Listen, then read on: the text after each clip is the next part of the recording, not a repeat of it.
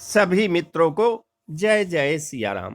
प्रभु श्री राम की कृपा हमारे सभी मित्रों पर बनी रहे, यही हमारी मंगल कामना है। तो आइए भगवान के परम भक्त भक्त रामदास की कथा आज आपको हम सुनाते हैं। दक्षिण में गोदावरी किनारे कनकावरी नाम की एक नगरी थी। वहीं रामदास रहता था।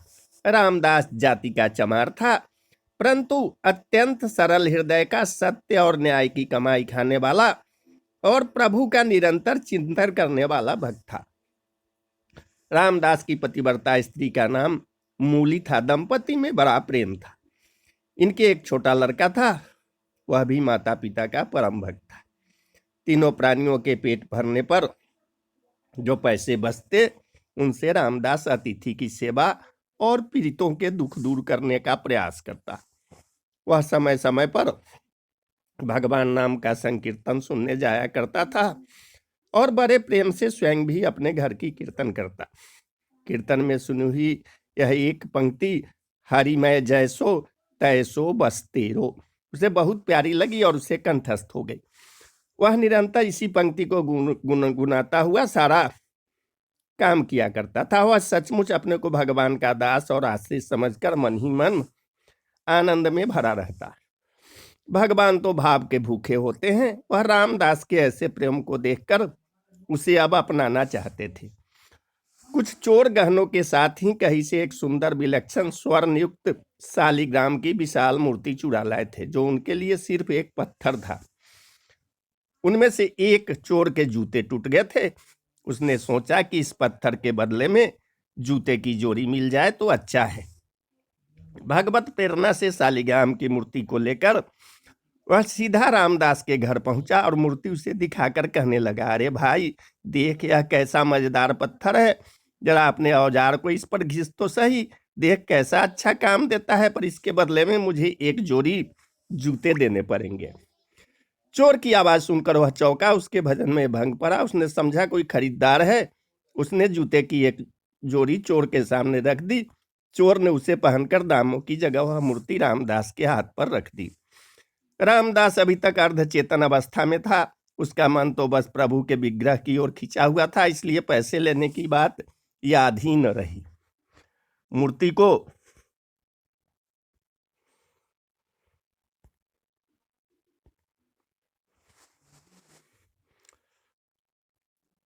उसने अपने सामने रख दिया और उसी पर औजार घिसने लगा। भगवान शालिग्राम बनकर प्यारे भक्त के घर आ गए। एक दिन एक ब्राह्मण उस तरफ से निकले। शालिग्राम की ऐसी अनोखी मूर्ति चमार के पत्थर की जगह देखकर उन्हें बहुत दुख हुआ। उस समय रामदास उस गोल मूर्ति को पैरों के बीच में रखकर उस पर औजार घिस रहा था। ब्राह्मण ने विचार किया, भला बंदरों को हीरे की कीमत का क्या पता है, चमार शालिग्राम को क्या पहचाने। उन्होंने मूर्ति खरीदने का विचार कर नजदीक आकर उससे कहा, भाई आज मैं तुमसे एक चीज मांगता हूं, तू मुझे देकर पुण्य लाभ कर। यह पत्थर मुझे बहुत सुंदर लगता है, मेरे नेत्र इससे हटाए नहीं हटते। रामदास जी ने ब्राह्मण की इस दीन भाव को देखकर वह पत्थर ब्राह्मण को दे दिया। पंडित जी इस दुर्लभ मूर्ति को पाकर बड़े ही प्रसन्न हुए। वे उसे घर ले आए और उन्हें कुएं के जल से स्नान किया। फिर पवित्र स्वच्छ वस्त्र पहनाकर शालिग्राम भगवान को पंचामृत से स्नान करा, सिंहासन पर पधारकर खोटसोपचार से उनकी पूजा की। पंडित जी पूजा तो बड़ी विधि से करते थे, परंतु उनके हृदय में दैवीय गुण नहीं थे। उसमें लोभ, ईर्ष्या, कामना, भोग वासना, इंद्रिय सुख की लालसा, क्रोध, बैर आदि दुर्गुण भरे थे। रामदास अशिक्षित था, परंतु उसका हृदय बड़ा ही पवित्र था। उसके मन में लोभ, इच्छा, भोग इच्छा, क्रोध और बैर आदि का नाम निशान भी नहीं था। भगवान शालिग्राम ने विचार किया, आहा, जब वह परम श्रद्धा और भक्तिपूर्वक गीत गोविंद गाता हुआ मेरी मूर्ति पर जल छोड़कर अपना औजार घिसता था, उस समय मुझे ऐसा लगता था मानो कोई परम भक्त मेरा शरीर पोंछ रहा है। जब वह मेरा नाम संकीर्तन करता हुआ मूर्ति को पैर पर रखकर उस पर चमड़ा रखकर काटता था, तब मुझे ऐसा लगता था मानो मेरे अंगों पर कोई भक्त चंदन कस्तूरी का लेप कर रहा है। अवश्य उसको मेरे यथार्थ स्वरूप का ज्ञान नहीं है, परंतु उसने अपनी सरल विशुद्ध निस्वार्थ भक्ति से मुझे वश कर लिया है। मैं जैसा विशुद्ध और निस्वार्थ भक्ति से वश में होता हूँ, वैसा दूसरे किसी साधन से नहीं होता।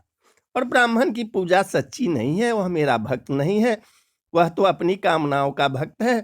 यह विचार कर भगवान शालिग्राम ने पुनः रामदास के घर जाने का निश्चय किया और रात को स्वप्न में ब्राह्मण से कहा कि तू मुझे रामदास के घर पहुंचा दे। ब्राह्मण सुबह ही रामदास के घर शालिग्राम की मूर्ति को लेकर पहुंच गया और उसने रामदास से कहा, रामदास, ये कोई साधारण पत्थर नहीं है, ये तो साक्षात भगवान ही है, तीनों लोकों के स्वामी है। अब तू बहुत प्रेम से इनकी पूजा करना। ब्राह्मण के वचन सुनकर रामदास की आंखों में आंसू आ गए और प्रेम विह्वल हो गया और भगवान से प्रार्थना करने लगा, प्रभु, मैं अति दीनहीन, अनजान, दुर्जन, पतित प्राणी हूँ। रात दिन चमड़ा घिसना ही मेरा काम है। मुझ में न शौच है न सदाचार। मुझसा नीच जगत में और कौन होगा। ऐसे पतित पर भी प्रभु ने कृपा की। अब रामदास दिन और रात भगवान के प्रेम में कभी रोता, कभी हंसता, तो कभी नाचता। अब तो उसे एक ही रट लग गई थी, नाथ, अब मुझे दर्शन दे दो। पहले मुझे पता ही नहीं था, पर आपने ही मेरे हृदय में ये आग लगाई है। मैंने तो न पहचान कर आपकी मूर्ति का निरादर किया, पर आप मुझे नहीं भूले और ब्राह्मण के द्वारा अपना स्वरूप बताकर मेरे घर आ गए। यदि दर्शन नहीं देने थे तो यह सब क्यों किया। एक बार अपने साबरे सलोने चांद से मुखरे की झांकी दिखाकर मेरे मन को सदा के लिए चुरा लो। मेरे मोहन, करुणा की वर्षा कर दो इस कंगाल पर। एक बार दर्शन दो और मुझे कृतार्थ करो। भगवान भक्त वत्सल हैं, जो एकमात्र भगवान को ही अपना आश्रय मानकर उनसे प्रार्थना करता है तो उसकी प्रार्थना भगवान तत्काल सुनते हैं। उसके ऐसे दिव्य प्रेम को देखकर भगवान से रहा न गया। वे एक वृद्ध ब्राह्मण का रूप धरकर उसके घर आ गए। ब्राह्मण ने उसके घर आकर उसकी विरह वेदना को शांत नहीं किया, बल्कि उसकी विरह वेदना को पहले से भी और अधिक बढ़ा दिया और उससे कहा, अरे भाई, भगवान का दर्शन कोई मामूली बात थोड़े ही है। बड़े बड़े देवता, योगी, मुनि अनंत काल तक तप, ध्यान और समाधि करने पर भी जिनका दर्शन नहीं कर पाते, तुझ जैसे मनुष्य को उनके दर्शन कैसे हो सकते हैं।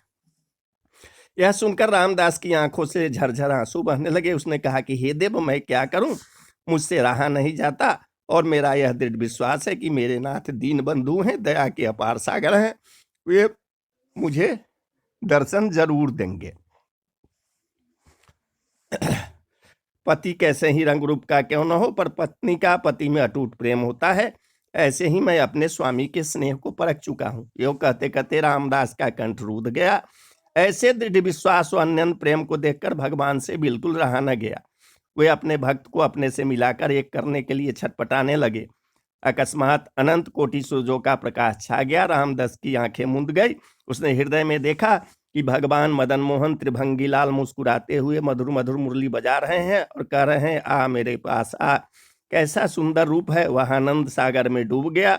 अचानक आंखें खुली, देखता है कि सामने भी प्रभु का वही दिव्य सच्चिदानंद घन विग्रह विराजमान है। रामदास के आनंद का पारावार नहीं रहा। उसकी सारी व्याकुलता सदा के लिए मिट गई। भगवान ने उसे अपने में समा लिया और उसने प्रभु के दिव्य धाम में जाकर नित्य पार्षद का शरीर ग्रहण किया। तो बोलिए जय जय सिया राम, जय जय हनुमान।